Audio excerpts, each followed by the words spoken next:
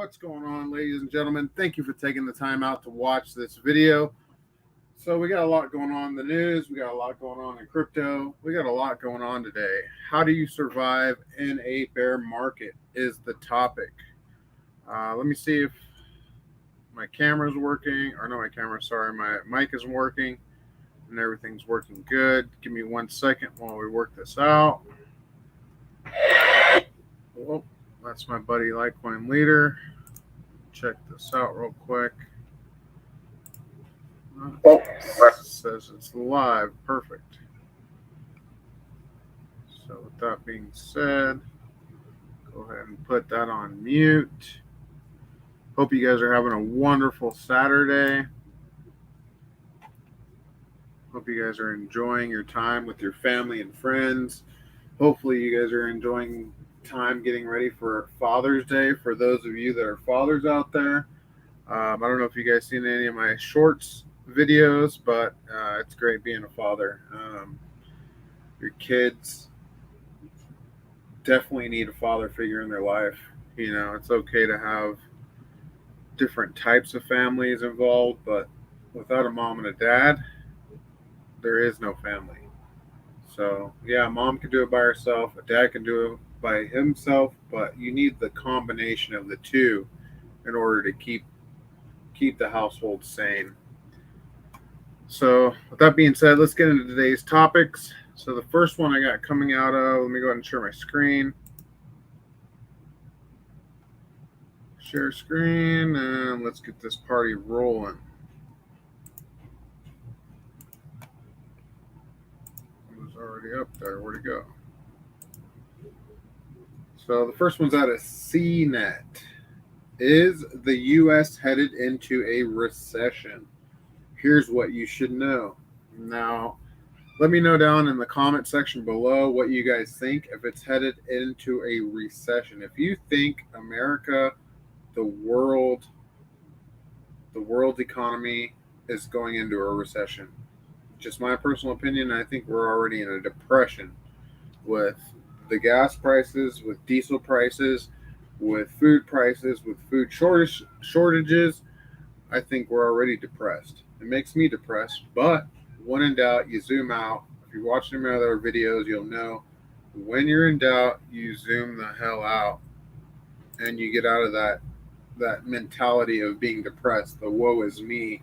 I can't do anything. I'm worthless. You just get out of that. And you get out there and you shoot for the stars. So in this article, it's talking about a growing chorus of economics and financial experts predict that the U.S. is headed into a recession defined as two sequential quarters with a significant pervasive decline in economic activity. Why it matters.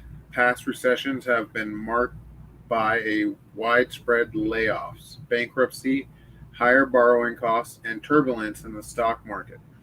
No one can predict the future, but it's vital to remain calm, gather facts, and move deliberately to protect your financial position. So when it says protect your financial position, I believe it means protect your financial wealth, protect your family, protect your freedom, protect your rights. Don't give up everything just so you can get an extra buck from Uncle Sam that's not going to be there in the long term. So the next article I thought was interesting. This one's coming out of BBC News. Ukraine moves one step closer to EU membership. Now, this is for you tinfoil hat wearers out there. What do you guys think if this happens? Put your comments down below or leave them in the comment section. Let me make sure I got the comments up and running. If you guys can hear me okay and I'm live, just go ahead and leave a comment in the comment box and I'll put it out there. But it says the European Commission has backed Ukraine's bid to be given candidacy status to join the EU, bringing it one step closer to joining the bloc. Now, to me, if I was Russia, and I don't care what any of the articles say, I'm just thinking if I was Russia and I was the leader of Russia, would I want America or any other country in striking distance of my country that I'm trying to protect, especially the globalists and their crappy agenda of one world leadership and we're all going to own nothing and be happy. Would you want that at your doorstep? No. I mean, you're already doing your own dictatorship and you got your people living under your thumb. You don't want to be in striking distance of the EU, any of that nonsense. So to me, either this is something to throw more fear out there for people to be scared. Oh no, Ukraine's gonna, be part of the EU, blah blah blah. Well, it says right here it would take a long time. So a lot of people just read the headlines and then they don't read after that. So it would take a long time, according to this article, and it would take some other steps that would need to be taken before it happened. But just by them throwing it out there, if you're on the other side, you're on Putin's side, would you want this to happen? Would you want America and the EU closer to your borders, especially at a time like now? I mean, absolutely not. So you can check this article out. It's on BBC News, and it's Ukraine moves one step closer to EU membership, which I don't think is good for anybody. Ukraine just needs to do Ukraine. Just do what they were doing. Just not do it corrupt. But that's a topic for another show. Moving on. The next one is about recession in the housing market. This is why I sold my house. This is why we got out of I guess you can call it commie California. It was sad. They were trying to make my kid wear a mask outside during PE in that state. So we had to make a decision. Sell our house, leave for our own children's health. And that's what we did. So, and that's what was right. But I'm going to go ahead and play an article on what's going on with the property value. You guys let me know your thoughts, opinions in the comment section below if you're not watching this live. So the housing market has been super competitive since the pandemic, but now there are signs emerging that things might be slowing down.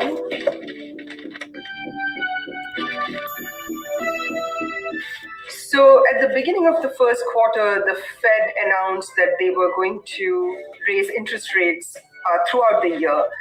As a result of that, the mortgage rates also were expected to go up.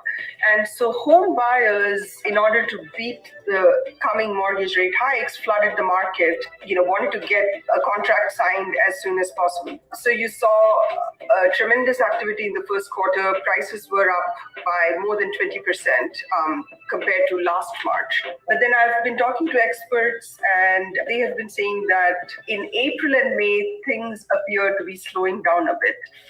The purchasing power of the buyer has come down because of the increased mortgage rates. And the reason why the mortgage rates are high is because the Fed raised the interest rates to tamp down on inflation. The cost of everything has gone up, so that itself brings the purchasing power of the buyer down. Added to that, you have the mortgage rate hikes. So all of those factors together, the demand has really gone down. So 1 in 5 sellers has had to take a price cut. That's a new reality now. And the people requesting tours have also gone down. So compared to last May, the number of people requesting tours have gone down by about 29%. It was basically a seller's market and they could literally demand anything they wanted. But now the buyers may have more negotiating power, right? So first of all, the sellers can't demand crazy prices. Secondly, buyers also can put in a few requests like contingencies, which were commonplace before the pandemic. People who are looking to sell their homes will have to make some concessions. They still will probably be making a profit if they bought the house more than 2 years ago, but the buyers are not going to be as aggressive as they were 2 years ago.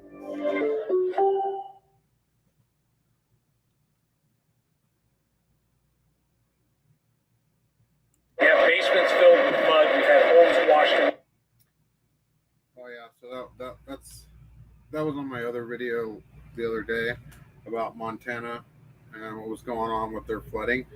You know what? I'll go ahead and play it and let you guys watch it for a second. It's pretty intense. So if you're not prepared for things like this in the future, I don't know what to tell you.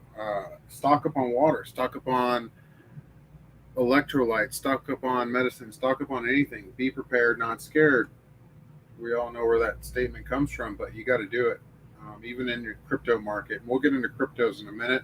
I just like going over the global news, the United States news, what's being thrown out there at the everyday people to be scared and not prepared. They want you scared and not prepared so they can take advantage of you and keeping you as one of their basically sheep that are still asleep. So we'll watch a little bit of this video and then we'll move on. We're open for business. We want you to come.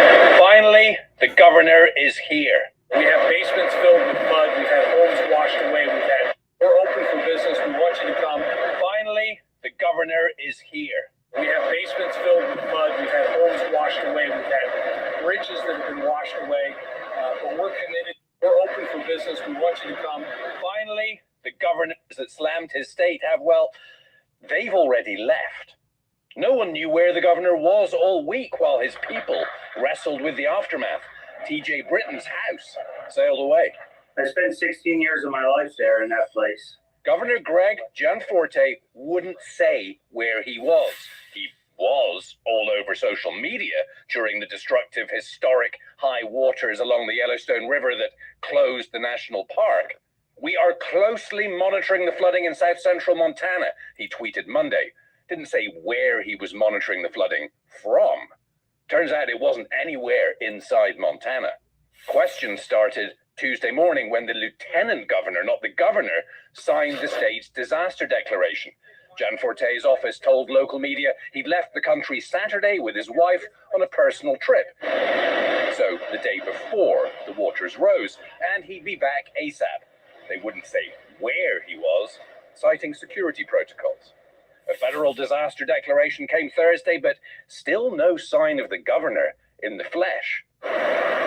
These floods are a big deal for Montana. Millions of dollars worth of damage. The state's north entrance to the national park will be closed for months, leaving residents of the gateway town of Gardner fearing for their future. It became this ghost town. I mean, there's nobody here. The last time the national spotlight was so on the Treasure State might have been in 2017 when Gianforte body slammed a reporter during his congressional campaign. I'm sick and tired of you guys. This week's game of Governor Where's Waldo has echoes of Senator Ted Cruz heading to Cancun last year during a cold snap and power outages in his home state of Texas. Cruz caught heat.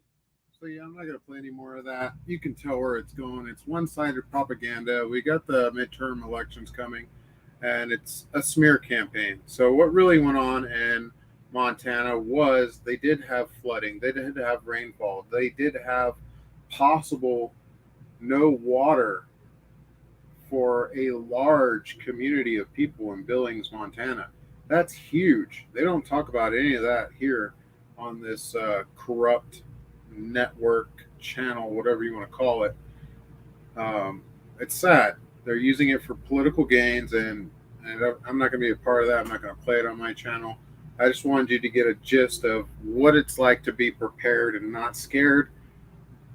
If you have water stocked up, if you have electricity, if you're an electrician, if you need help understanding electricity or whatever, reach out to me. I will try and help you as much as I can. That's why I started this community. It's so we can grow together and help each other through the times that are coming. Because obviously these people are not going to help us. They're not going to help us one bit. They don't give a rat's ass, excuse my French. There's kids watching, about none of us, not one of us.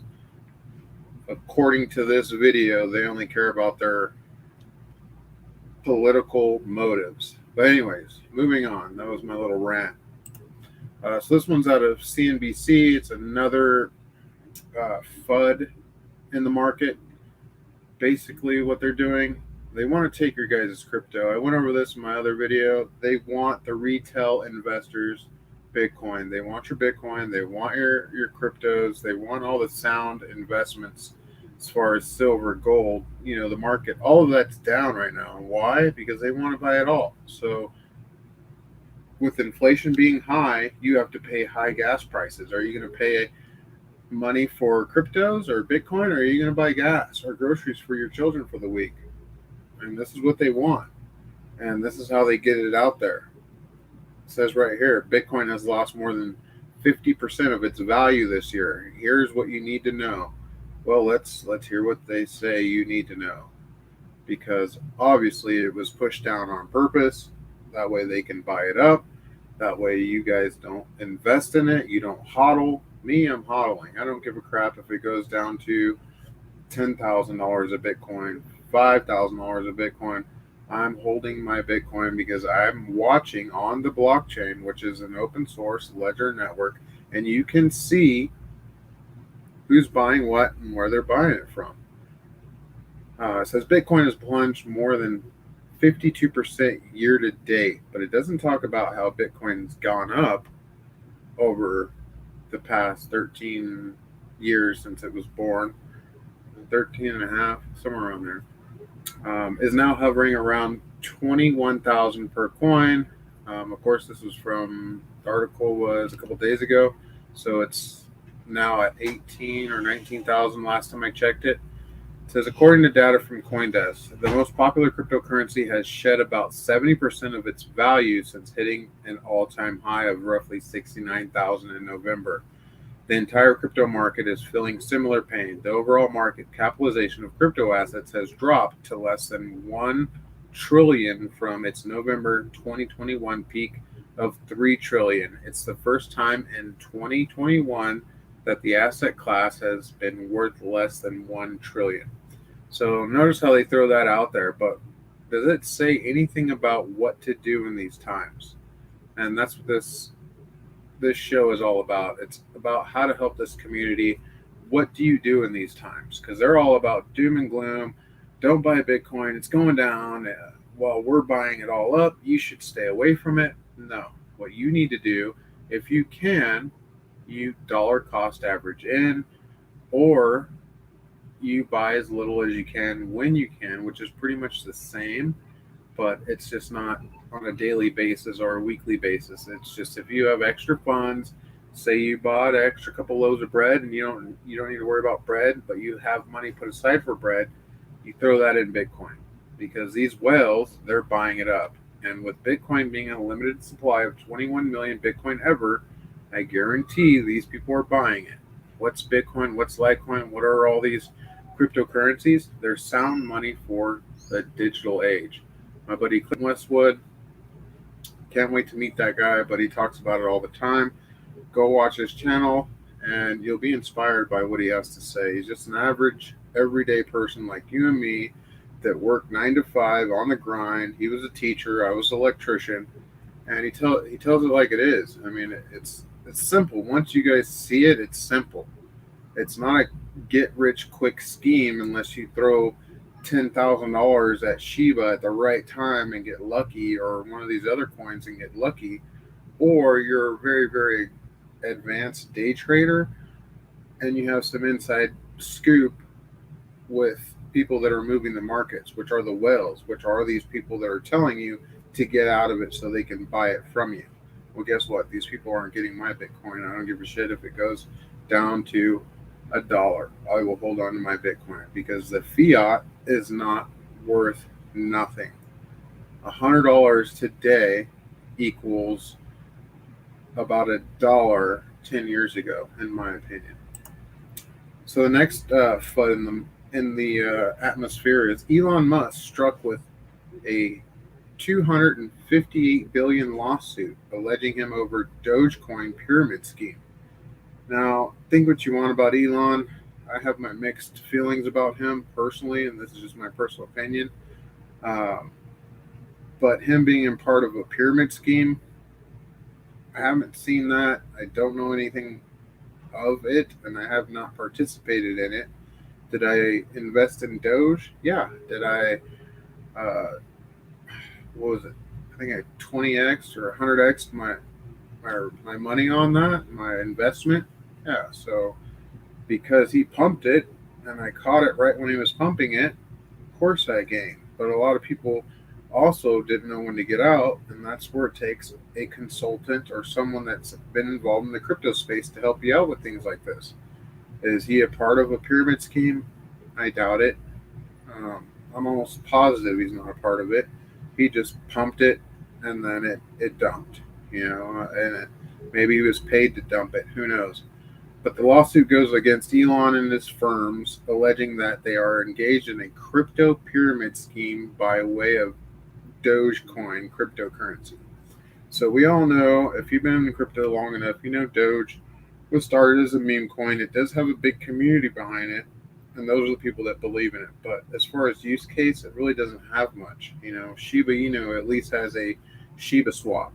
So these are the things you need to watch out for when you're getting involved in this space. You want to go for projects that have use cases behind them. So we'll move on to the next topic. Let me know down in the description below if you got wrecked by Elon's pyramids scheme. Let me know in the comments down below. The next one's out of Market Watch. It says $1 trillion crypto collapse sparks flurry of U.S. lawsuits. Who's to blame? Well, you know who's to blame? The people that are throwing all this FUD out in the market. Those are the ones that need to be sued.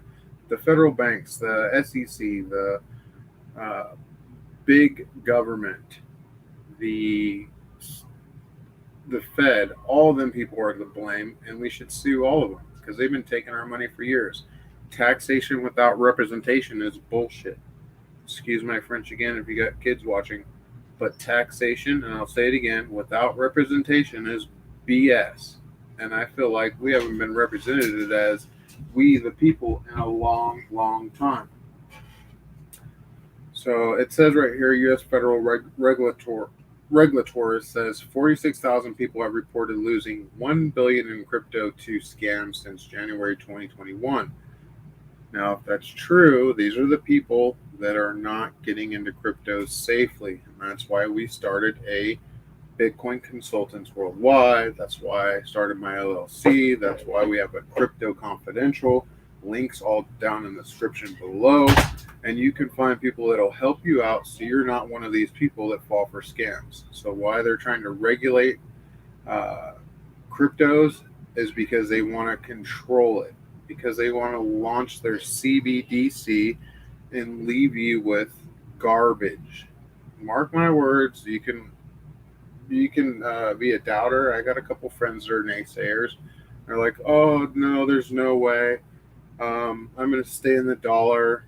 There's no I'm going to buy Bitcoin unless I can buy a whole Bitcoin. Well, I'm telling you right now, CBDCs are already here. They're already out. They're coming out, especially to America, and that's why they're crashing the fiat system. Moving on to the next article, and that's price controls don't work even under penalty of death. So throughout history, price controls have never been successful in taming runaway inflation. It is not impossible to put controls on the Bitcoin price. It is impossible. So right here it says inflation is reaching a level so high that even the lamestream news sites care now. Across the board, the average American is seeing an increase in prices in almost everything from real estate to groceries to gasoline prices. Consumers are getting less for more in nearly every sector. Even the messaged CPI inflation calculations provided by the government are looking pretty bad these days. As a result, policymakers like Elizabeth Warren are proposing legislation to enact widespread price control and prevent price gouging across the country, protecting the consumer from the coming storm of hustlers. Now, tell me if you think Elizabeth Warren cares about the everyday average American worker and price gouging, inflation, CPI. No, they probably got some fucking hidden bunker underneath a mountain where they can just retreat to and don't have to worry about shit. They don't care about you. They don't care about me. They don't care about anything. And if you believe that they're going to enact some legislation and give you a CBDC coin from another central bank that's created this debt-based slave system, then you got another thing coming. And I just hate to be raw and uncut and curse. That's not me, but I'm fed up. Fed up with all the FUD out here. Fed up with all the nonsense and people like my good friends and family not waking up to what's really going on. They go to the store. We can all see that the shelves are empty, but yet they lie to our face and say, "Oh, there's nothing going on here, nothing to see." Well, why am I paying $5 more than what I was paying when I started to drive for fuel? It's BS. With that being said, moving on to the next topic. This one's out of crypto.news. So, Babel Finance halts withdrawals due to unusual liquidity pressures. For those of you that are in Babel Finance, might want to look into this. I've always said, not your keys, not your coin. Get your crypto off these centralized exchanges. Get them into your own hands because you never know what's going to happen. So, do I believe in Nexo? Absolutely. Do I have money on Nexo? Absolutely. Do I have money in Babel? No, I don't. Never used them. But I thought it would be an article to share with you guys in case you have. So, once again, not your keys, not your coin. Get them in your own hands. Next article is out of crypto.news. Nigerian Arsenal Football Club legend Kanu signs for sportsbet.io. Now, this could be huge for the crypto market as far as adoption. June 17, 2022, Tallinn, Estonia. I've never been to Estonia, but when I look it up and stuff, you can tell that that place is open to new ideas and crypto adoption is there. So what sportsbet.io is another, it's a betting site.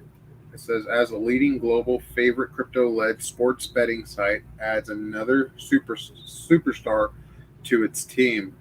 It says down here, King Kanu, effectively known as Papilo, to his millions of fans, won Olympic gold with the Super Eagles, as well as lifting the Champions League with Ajax and a Premier League with Arsenal during a memorable career. So what this is basically it's betting with cryptos. So if it's back to the gambling thing. So if you like betting on racetracks with horses, you could take your Bitcoin and go bet on horses. But this is bet on sports teams, and they have a whole site. It's right here, sportsbet.io. You can go check them out. And it says featured sports, soccer. I mean, this is not paid for me to talk about this.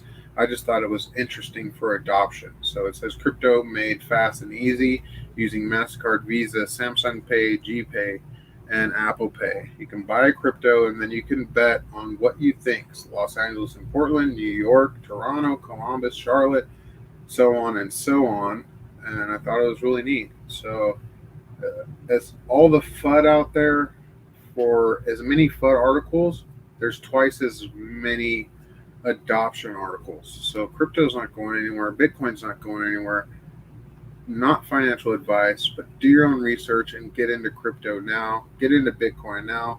If you're already in, don't sell unless you have to. If you got to put food on the table to buy Bitcoin, I totally understand. But if you don't sell now. That would be stupid, in my opinion. The next one is Kevin O'Leary. If you guys watch Shark Tank, I used to love Shark Tank when I was watching TV. I don't have time for TV now. Now I have time to educate this community and educate myself in blockchain technology, cryptos, and how to make it through the storm, how to weather the storm, how to make it through the next year to 5 years, because we're going to have to do a lot of rebuilding this country. It's gone to crap. People have gotten greedy, so on and so on, and I'll leave it at that. So it says Shark Tank's Kevin O'Leary explains why he is buying the dip. Now, this guy used to be a super anti-Bitcoin person. He talked all kinds of crap about Bitcoin. So for him to say he's buying the dip in Bitcoin and Ether is pretty intense. and says the collapse of risky tokens will help the crypto market in the long run, which I agree. We need to get those crappy blockchains, those crappy coins, people that are just starting them up as Ponzi schemes. Not saying, I don't want to mention any names because we only know what articles are telling us until you actually meet the team. And that's what's going to bring me into my last project and why I believe in them, because I actually met the team and I know them. So moving on to the next article, it says Bitcoin well support lines up as trader says 14K most bearish Bitcoin price target. So I had a couple clients ask me, what's my bottom target? I'm not a charter. I'm a hodler. I'm not someone that can do technical analysis at the drop of a dime, but I am a hodler, and I do understand what trend lines are. I do understand what past is. I've been through a couple of these cycles. I know what it looks like to hit a bottom and then go up. So that bottom could be anywhere. So for this person to say it's 14,000, sure, it could drop down to 14,000 in 1 minute and then fly right back up to 20,000. So anybody's price target could be right for the bottom. But what you need to do is, if you believe in Bitcoin, it's going to be around long term, dollar cost average in it, and don't look at the price. I hardly ever look at the price. The only time I look at the price is when I'm making these videos to educate my community, to help you guys grow so I can grow. So it says right here, trader plans to go all in on BTC at 14,000. Great, good for him. What I plan on to do is put a little bit into Bitcoin every time I have extra money.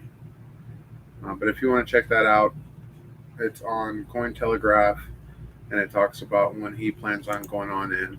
I know time is money, money is time, so let me get through the last bit of this.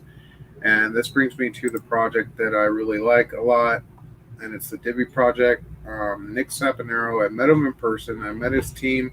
This guy is awesome in what he's doing. Their wallet is great. So I'm going to play this video for you guys and then let you decide. It's a 20-minute video. I don't think I'm going to go all 20 minutes, but just go ahead and hear what he has to say. What's going on, everyone? You guys awake? Everyone's awake? All right, sweet. My name is Nick Saponaro. I am, as he mentioned, Ernie, the CEO of Divi Labs and a co-founder of a blockchain and cryptocurrency ecosystem called the Divi Project. We'll talk a lot about that at the end, maybe. But I have a lot of things that I want to tell you about and discuss with you while we hang out here for the next 25 minutes regarding decentralization, right? And the talk is the risk of decentralization or lack thereof. And really, we're worried about losing what we have built cryptocurrency upon, the tenets that Satoshi Nakamoto laid out in the initial white paper and the things that we have worked so hard to build. We're going to talk about Web3, the mainstream and crypto media, CBDCs, regs, self-custody versus third party. And then we'll just think about how this compares to the real world. If you want to talk to me later or follow me on whatever, that's my stuff. All right. The environment that we are living in right now is potentially the most risky in terms of the affront on decentralization. I've never seen in my 9 years in cryptocurrency, I mined my first Bitcoin in 2013, I've never seen the ecosystem at so much risk worldwide. There's so many centralized powers that have now admitted that cryptocurrency is here to stay, that now, instead of trying to kill it, they have to figure out how to own it. That could become a problem. Web3 offers us the ability to build the web as it was meant to be built in the beginning, right? Eventually, Web3 or Web 1 became Web 2, and Web 2 was co-opted by huge corporations that now own the entire internet. And we don't want that to happen again. Is this an idealistic thought? Can we rebuild the internet? Can we build the next version of the internet the way it was meant to be? Well, I guess it depends who you ask. If you ask Jack Dorsey, he doesn't think so. He thinks it's going to be co-opted by VCs and their limited partners, and he feels that it's a high-risk, zero-sum game, essentially. I disagree with him, which is why I published this article in NASDAQ. It's in our hands. Not just the developers, it is in the developers' hands primarily to build things truly decentralized and not waver in our resolve and not take tons of money from people who want to control the new internet. But it's also in your hands as consumers. Vote with your wallets. Don't use things that are co-opted by the centralized powers that made everything the way it is right now on the web. Web3 offers us a very significant promise, but not every approach will succeed. And we see that all the time. One thing I don't disagree with Dorsey about is the fact that there is a lot of risk. As there's a lot of risk with any new technology, right? With any new investment class, with any new asset class. And we see it all the time. Networks go down, bridges get hacked, smart contracts get drained. It does happen, which is why, you want to take a methodical approach to your investments, of course, understand the technology that's being built, and eventually, we will get to the point where these issues that exist are resolved. So what's the promise of Web3? It's democratizing the web. And that sounds like a buzzword probably, because it is. But what does it really mean? It means for a long time, we've been using Facebook and Twitter and YouTube, and we get monetized. We are the actual product. With Web3, we democratize everything, including finance. You can become your own lender, right? Be your own hedge fund, be your own market maker even. Start your own art gallery with NFTs. It can all be done with Web3 if we do it right. Next thing that puts us at risk, media. It's not just the mainstream. I know how many of you guys love the mainstream media? Not a single hand. Of course, the mainstream media is known for fake news, but so is crypto media. So are certain individuals known for doing things unscrupulously, not naming any names. Everything in crypto, and I can tell you this firsthand because I own a cryptocurrency project, and I do market that project, and I do have public relations people that reach out to these publications on a daily basis. Every single thing you're reading is pay to play.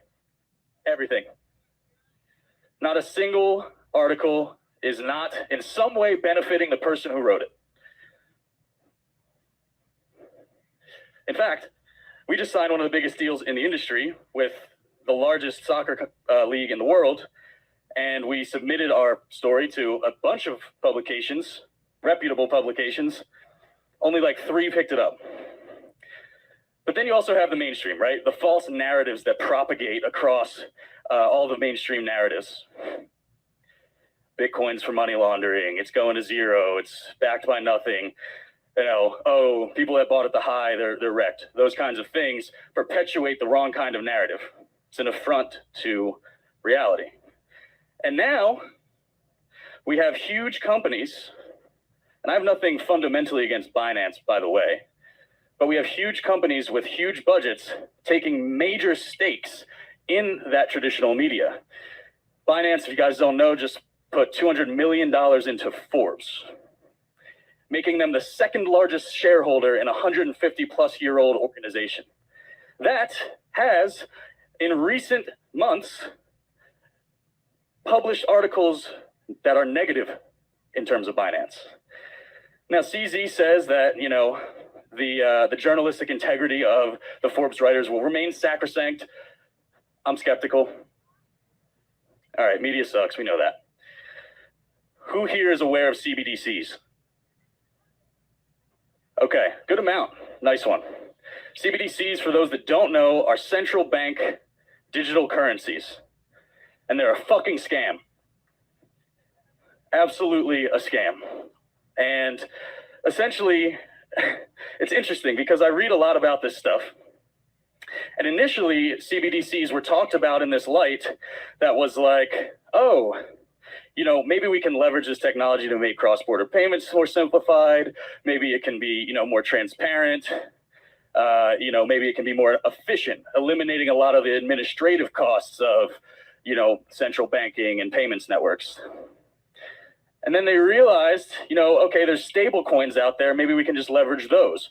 Stable coins, there's a variety of different approaches to stable coins, algorithmic, rebase, and of course the ones that are backed by supposedly hard assets. Then they realized something. Oh shit, if we make these things tender, it obviates a lot of the things that we make money on as bankers, right? The payments networks also realized that they are no longer required with CBDCs. So what did they do? Actually, and this is literally, if we go back, February 2nd was this first article. February 7th, they changed the narrative. Days went by. And they changed the narrative. Stablecoins are not the future of payments. No, that's not going to work for us. It's only going to work if we are the ones that can create the CBDCs. What's wrong with basically every market right now? It's the bubble of all things, created by the falsification and debasement of the currency that we all work so hard to earn. Quantitative easing. You guys familiar with that concept? They print money out of thin air. They shove it into the equities markets so that your pension fund looks good and your 401k looks good. Meanwhile, they're giving 1% loans to BlackRock so they can buy every house in your neighborhood and rent it back to you. What do you think they're going to do when they can just press a button instead of actually printing? It's a tool for surveillance. There's no privacy. And we're already seeing this in China. We're going to see it in Russia. I'll talk about that in a second. Easily censored. In China, they have proposed that the money that they create through their CBDC, the digital yuan, can actually have an expiration date. An expiration date on your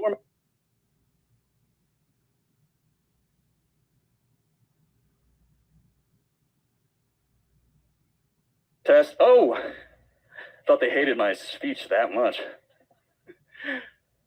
So that is completely at odds with what cryptocurrency is, right? It's also centralized as hell. And as I said, you can inflate at the click of a button.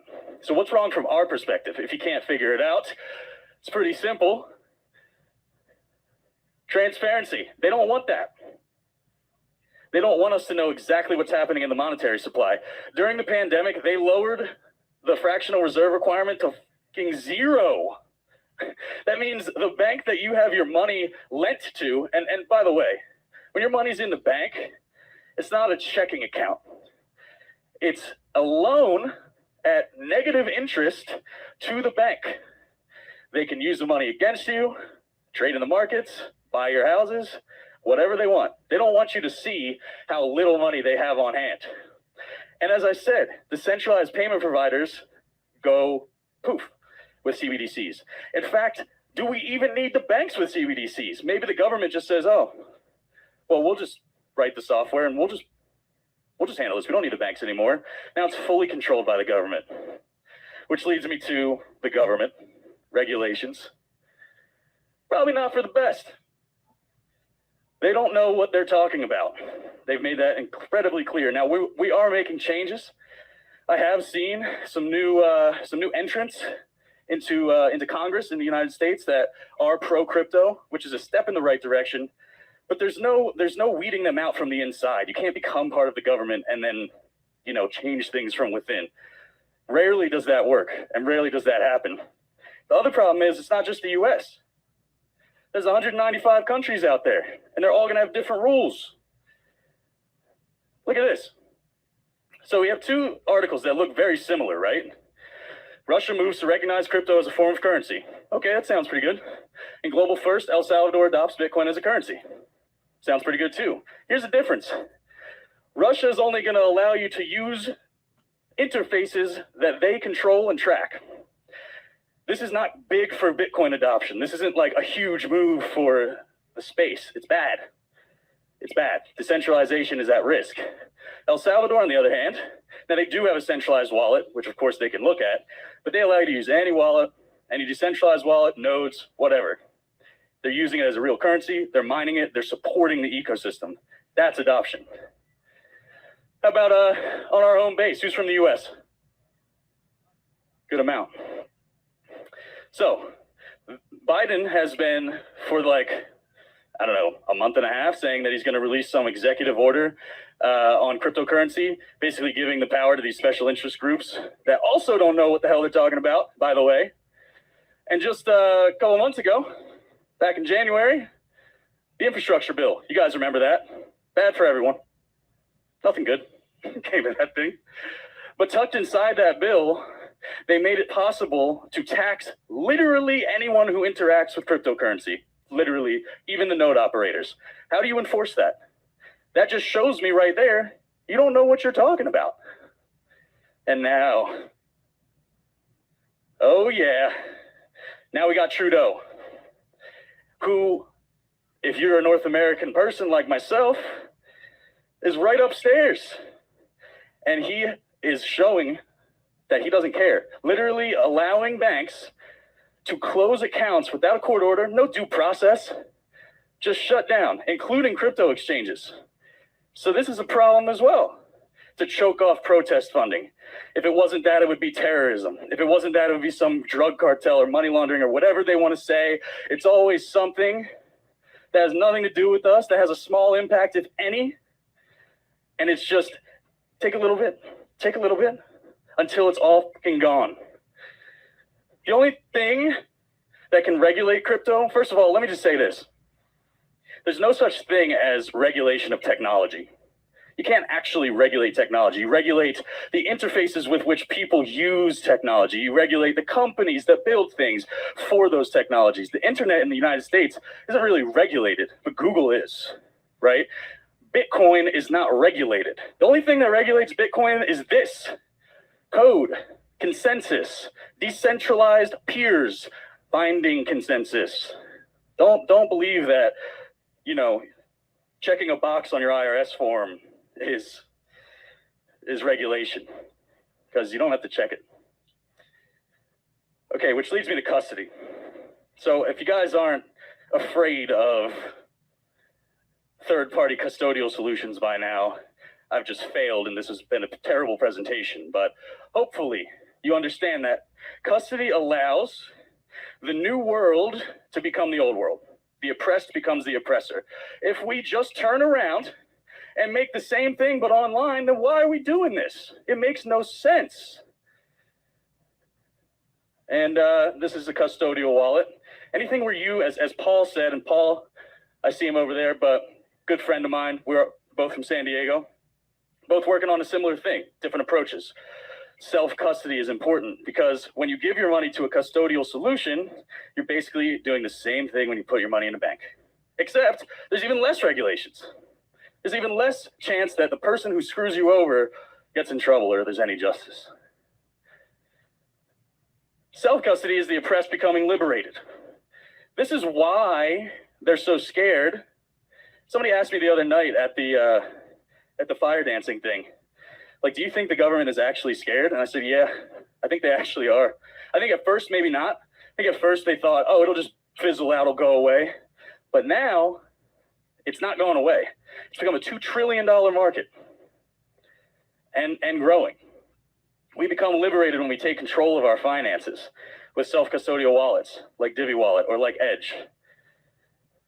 It's very, very important that you own your keys, because at any time, no matter where you live, I don't care if you're in the United States, we're seeing it in Canada, they can flip a switch and say, actually, that Constitution thing, I'm cool with that.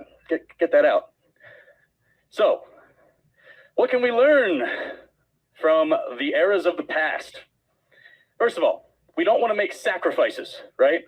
When we sacrifice for convenience, we make a huge mistake in the way that we build things, right? We sacrificed our privacy for convenience and for fair elections. We sacrificed our free speech for convenience on Twitter, and they'll just ban anybody. Same with Spotify. They'll just ban anybody who doesn't agree with the agenda that they are promoting, no matter what.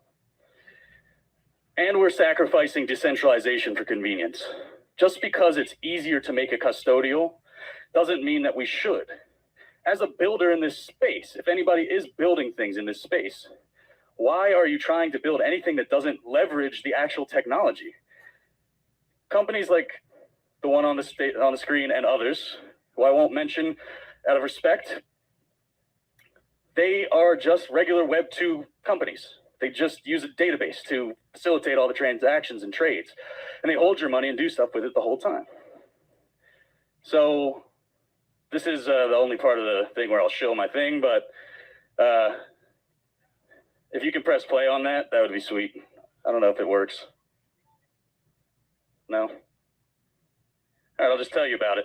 So Divi Wallet, Divi is a project that I started back in 2017 with the philosophy of creating a decentralized ecosystem of finance that basically consolidated the value chain across the traditional tech and finance world as well as the crypto world. In 2018, we launched our patent pending Mochi, which allows you to deploy a masternode at the click of a button, start earning 20% on your coins. And we just launched staking vaults, which allow you to do both of those things from a mobile device. It's a cool wallet. Download it, diviwallet.com. I was hoping that I could show you one other thing. Some of the stuff we've done for the community down here in Mexico and in Venezuela and in South Africa. See, I know I just said a bunch of buzzwords about what I do, but I really want to see an impact for what we do, right? So down in Venezuela, we have a community of people. This guy Ramos, he's an amazing man. He has created a circular economy using our coin to help facilitate the feeding of literally hundreds of people every single week in his village. And it's all done with Divi. Out in South Africa, we got 101 kids bicycles during the pandemic so they could keep going to school when all of the transit was closed down. And here in Mexico, we've worked with the Marsh Children's Home several times to teach them tech skills, donate computers and things like that. I love those kids. That's how I know Danny as well. So look, we have a choice as consumers. We have a choice as builders to create the decentralized future that was envisioned for us. We don't have to fall into the Milton Friedman doctrine BS that has generated every big corporation that exists that holds us under their thumb. We don't have to let the markets of this world become manipulated by people that don't give two shits if we exist, that only inflate our currency and debase our ability to spend, putting us in a perpetual cycle of working and getting less out of it, no matter how productive we are. We don't have to do that. Cryptocurrency is the answer to that, but only if we make it decentralized. So, thank you.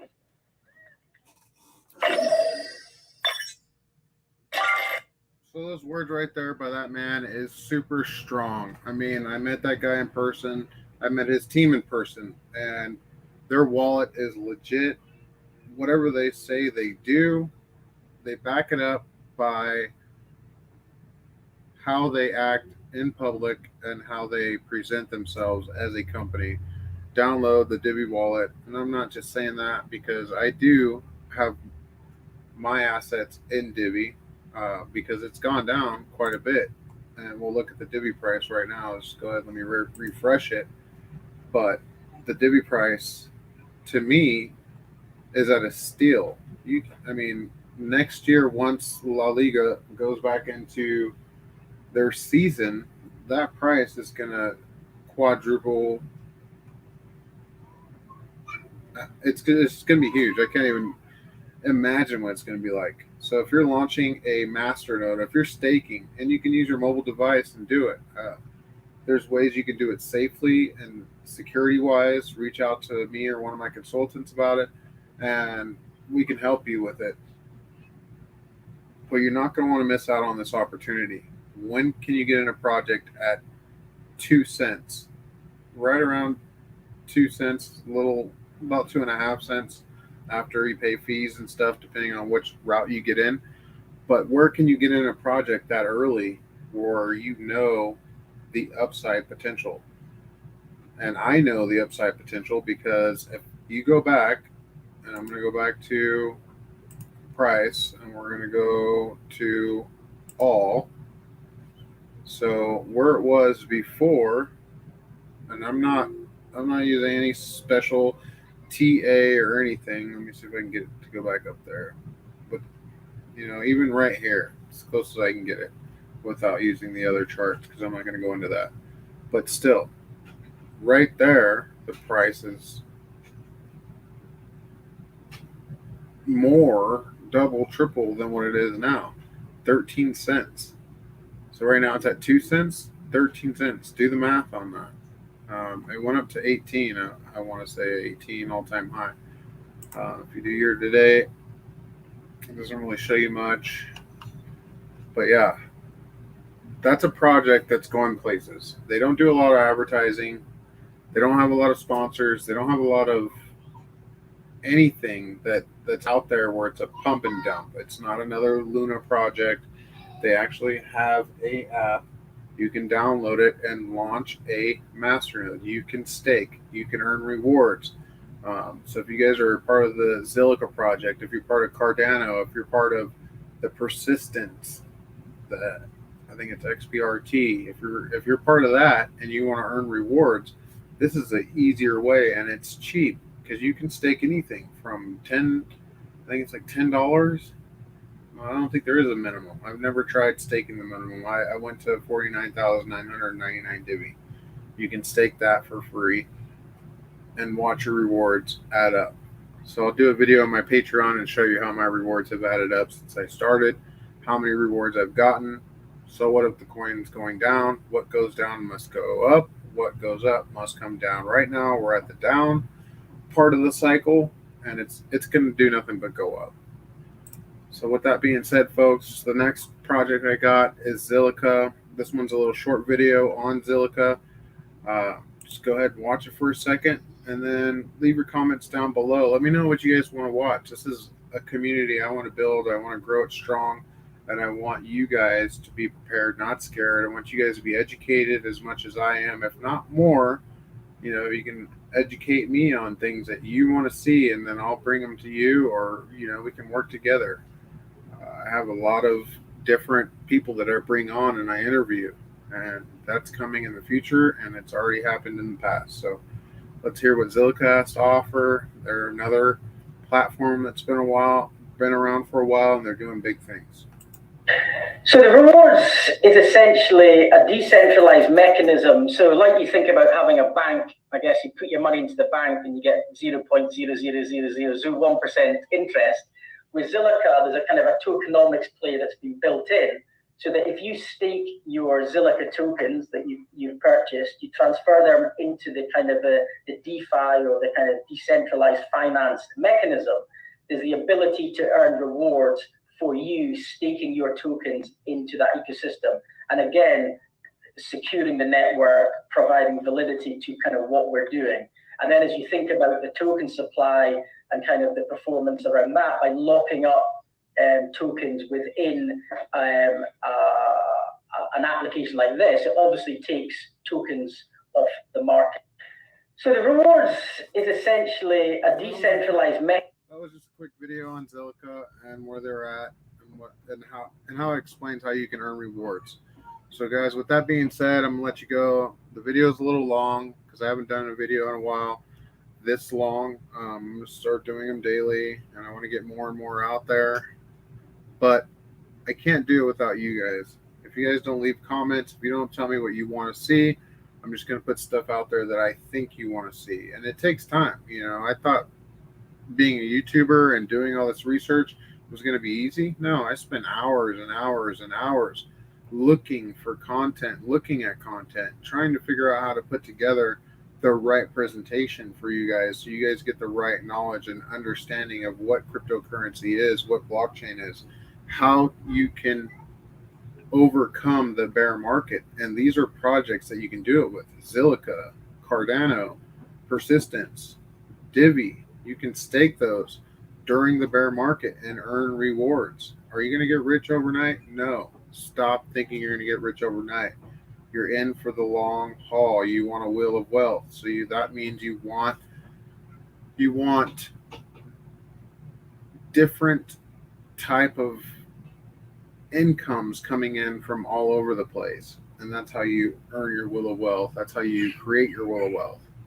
With that being said, guys, thank you for watching. Smash the likes, share the video, get it out there. If you don't like it, someone else will. I promise you that. And take care. God bless, and have a great day.